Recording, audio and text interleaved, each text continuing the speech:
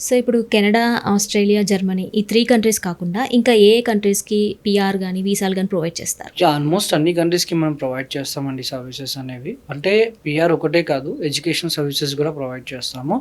And దాంతో పాటు immigration services కానివ్వండి, ఐఎల్స్ కానివ్వండి, ఐఎల్స్ ట్రైనింగ్ గానివ్వండి, పీటీ ట్రైనింగ్ గానివ్వండి, ఇది గూడా మనం వాళ్ళకి ట్రైనింగ్ అనేది గైడ్ చేస్తాం. అంటే చాలామంది భయం ఏందంటే ఐఎల్స్ వస్తదా రాదా? వాళ్ళు డైరెక్ట్ ఐఎల్స్ ట్రైనింగ్ గూడా ఫస్ట్ ఐఎల్స్ ట్రైనింగ్ చేసుకొని తర్వాత ఎగ్జామ్ రాసి గూడా అప్లై చేసుకోవచ్చండి.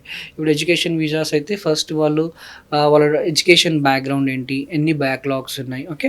అండ్ దాంతో పాటు వాళ్ళకి ఏ కోర్స్ అయితే బెస్ట్, వాళ్ళకి ఏ యూనివర్సిటీ రిక్వైర్మెంట్ ఏంటి, వాళ్ళకి ఎంత ఐఎల్స్ కావాలి, వాళ్ళ ఐఎల్స్‌ని బట్టేసి ఏ యూనివర్సిటీ అయితే బెస్ట్, వాళ్ళు ఎక్కడెళ్ళాలి అనుకుంటారు. ముందు వాళ్ళకి స్టడీ అంటే వాళ్ళ రెజ్యూమ్‌ని ఒకసారి చూడాలనమాట. ఓకే. చూసి క్లయింట్ ఎక్కడైతే కావాలనుకుంటున్నారో అక్కడ దాన్ని బట్టి వాళ్ళకి సజెస్ట్ చేయాల్సొస్తుంది ఎడ్యుకేషన్ వీసాస్.